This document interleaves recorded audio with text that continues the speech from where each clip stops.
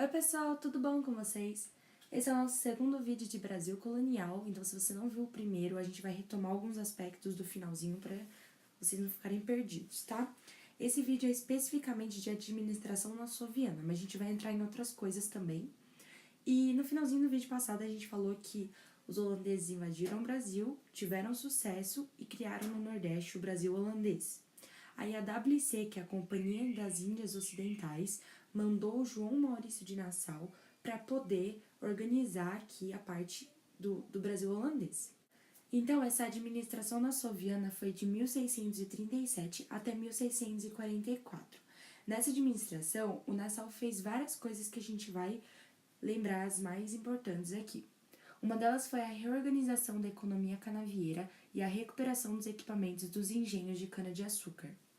E para fazer essas restaurações e esses investimentos no Brasil holandês, o Nassau precisou de dinheiro. E como o Brasil estava sem muito capital, ele emprestou da WC. E por isso depois a gente vai ficar com uma dívida aí com juros por conta dos investimentos que o Nassau fez. É bom a gente lembrar também que Nassau amava Recife. Por isso ele fez a capital do Brasil holandês lá, embelezou a cidade e foi transformado em Mauritsstad. Também houve nessa época um aumento na vinda de artistas, porque eles acreditavam que ia trazer um enriquecimento cultural. Nassau também criou a Câmara dos Escabinos, que era formada por um representante da WC e 3 vereadores. Ele também tinha bastante liberdade religiosa. Os holandeses, a maioria era protestante, e Nassau garantiu bastante a tolerância religiosa, foi bem liberal nessa parte.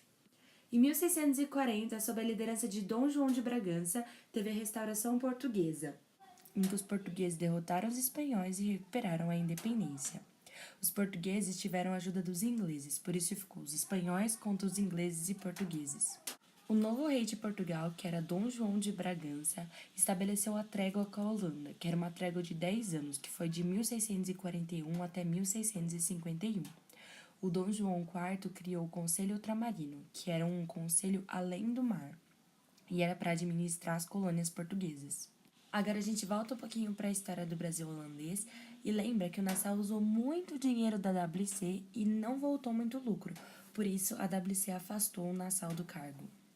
A população nordestina não ficou nem um pouco feliz com o afastamento de Nassau e começou uma revolta contra o domínio holandês, e foi chamada de Insurreição Pernambucana. E para essa batalha se juntaram brancos, índios e negros. Em 1649, eles tiveram uma importante vitória na Batalha dos Guararapes. Em 1654, os holandeses foram derrotados e firmaram sua rendição através da capitulação da Campina da Taborda. Em 1661, Portugal e Holanda fizeram o Tratado de Paz de Haia, em que os portugueses se comprometeram a pagar uma indenização e ceder os holandeses as ilhas Molucas e Ceilão, e os holandeses se comprometeram a não invadir o Brasil novamente. Então agora a gente volta para o Brasil holandês e a gente vai ver alguns efeitos da invasão holandesa. Nesse meio tempo de invasão holandesa, houve a concorrência do açúcar e abaixou a produção do Brasil português. Também é bom a gente lembrar que gerou muitas dívidas para Portugal com a Holanda e com a Inglaterra. Então agora a gente para de falar do Brasil holandês e vai para o Brasil português. Então lembra que a gente estava falando do João de Bragança, que a gente vai chamar de Dinastia Bragança, o tempo que ele vai ficar no poder. Então no século XVII foi criada a Política dos Bragança, que era para as colônias portuguesas, que foi caracterizada pelo arroxo. O que é o arroxo? O aumento de impostos porque portugueses estavam com muita dívida. Então vai ser criado o Tratado de Methuen ou Tratado de Panos e Vinhos. Eu coloquei errado Tratado de Methuen e Tratado de Panos e Vinhos, mas não, é a mesma coisa os dois tratados, eles só têm nomes diferentes, tá? O que vai ser esse acordo? Esse acordo vai ser um tratado entre ingleses e portugueses para amenizar as dívidas, mas no fim não vai ser amenizada, só vai aumentar as dívidas. Agora, para acabar, a gente vai falar sobre os ataques de corsários franceses.